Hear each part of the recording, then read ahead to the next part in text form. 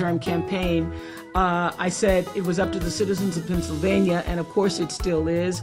But I will tell you all this, if I lived in Pennsylvania, I would have already cast my vote for John Fetterman for many reasons. And that is not the only race that matters. If I was in North Carolina, as you mentioned, Sister Beasley there.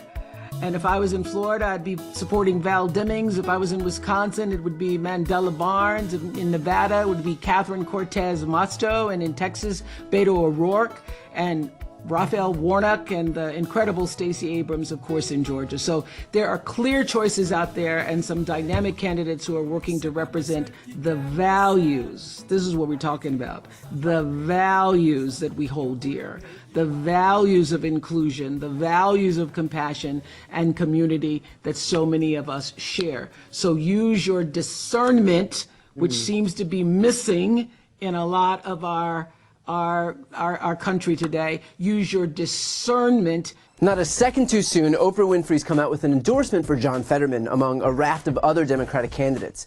Now here's why that's especially significant. Oprah effectively made Dr. Oz's career. He appeared on Oprah's talk show more than 60 times, leading to his spin-off show, The Dr. Oz Show, which was co-produced by Oprah's company, Harpo Productions. All of which is to say, if anyone knows Dr. Oz well enough to give him the benefit of the doubt, it's Oprah. So for her to then make the voluntary decision not just to stay neutral here, but to actually endorse his opponent, John Fetterman, really does speak volumes. I should note, too, that at the heart of Oz's campaign are his promises to criminalize abortion. He said this during his debate with John Fetterman. There should not be involvement from the federal government in how states decide their abortion decisions. As a physician, I've been in the room when there's some difficult conversations happening. I don't want the federal government involved with that at all. I want women, doctors, local political leaders, letting the democracy that's always allowed our nation to thrive, to put the best ideas forward so states can decide for themselves. Right, he doesn't want federal government officials to get between a woman and her doctor. He wants state and local government officials to get between a woman and her doctor. Do you feel reassured yet?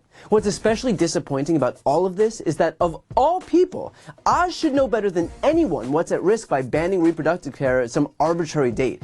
The fact is, according to the CDC, that almost 99% of abortions occur before 21 weeks. Republicans love to frame this as liberals just nonchalantly aborting babies at the day of their delivery as casually as they choose their Starbucks latte.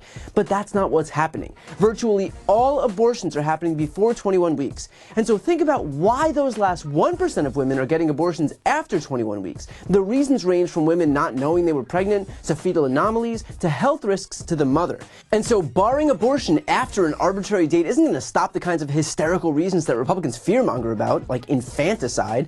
It's simply going to impact the 1% of women who are already dealing with some major trauma. Again, 99% of abortions are happening early anyway. The only post-21 week abortions are the result of some major difficulty. That's who's being impacted. That's who Oz would be making life more difficult for. The women who are suffering due to some unforeseen complication.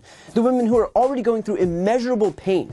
People like Oz will be finding the single most vulnerable, desperate, heartbroken women there are and imposing an unnecessary burden onto them for solely political reasons. And let's be clear, Oz knows that. But he's saying whatever he needs to say to pander to the base to win an election. And by the way, Oz understands that he's in the minority here. 70% of Americans support Roe. That's a majority of both Democrats and Republicans. We just watched 5 special elections swing an average of 9.5 points to the left thanks to the Dobbs decision. And even deep red Kansas voted against an abortion ban. Let's not pretend that these people are in any way anything other than extremists. And Oz is proud to be one of them. And let me say one more thing. I recognize that your political affiliation might be part of your identity. I understand that if you're a Republican or an independent and have voted that way your whole life, you might bristle at the notion of voting for a Democrat.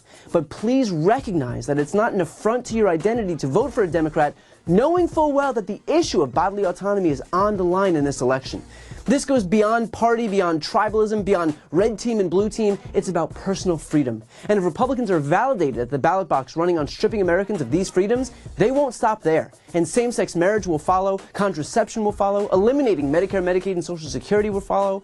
This is our chance to deliver a message to Republicans that eliminating our rights won't be tolerated, regardless of the voter's political party. And finally, if you want more of a deep dive into who Dr. Oz is, here's a clip from the viral collaboration I did with More Perfect Union. A doctor shouldn't sell products.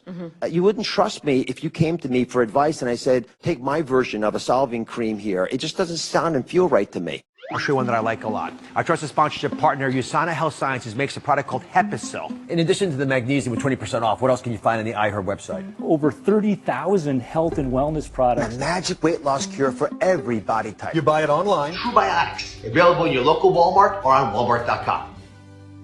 Pennsylvania Senate candidate Dr. Mehmet Oz built an incredibly lucrative career out of the trust in himself he cultivated with the American people. After all, he is America's doctor, the one and only Dr. Oz. Did I say incredibly lucrative career? I meant utterly, obscenely lucrative. A mandatory financial disclosure form showed Oz and his wife own at least $100 million in assets. I'm excited to be featured on the cover of the newest issue of Success magazine. I don't know if you know, but if you ever go on safari, the elephants, that's $20 for crudité, and this doesn't include the tequila. And we got Joe Biden to thank for this. And now, like that other rich TV pitchman, he wants to go to Washington. I endorsed another person today, Dr. Oz in Pennsylvania. You know, when you're in television for 18 years, that's like a poll. That means people like you. I worked with the team at the Classroom from More Perfect Union, a nonprofit newsroom amplifying the working class perspective, for a deep dive into what a Senate seat for Oz would mean for the real working people of Pennsylvania, who Oz claims to understand. I'm a son of an immigrant. I believe in the American dream because I lived it myself. But how much does he really get it? The average yearly income in Pennsylvania is $35,000. Dr. Oz made nearly 4 times that doing one speech for the Pistachio Growers Association. One of the elegant aspects of pistachios in particular is that you can eat quite a few. You can pluck them, pluck them, pluck them. We dug through pages and pages of campaign finance documents, corporate filings, policy statements, news archives, internal corporate documents, and way too many hours of the Dr. Oz show. There's a pattern there. America's doctor enriching himself by selling out working people and their trust in him to the highest bidder. Now he's hoping his deceptive marketing practices are good enough to dupe working Pennsylvanians into sending him to Washington. And that has far-reaching ramifications for the American worker. So let's dig in. This is Brian Tyler Cohen meets The Classroom by More Perfect Union.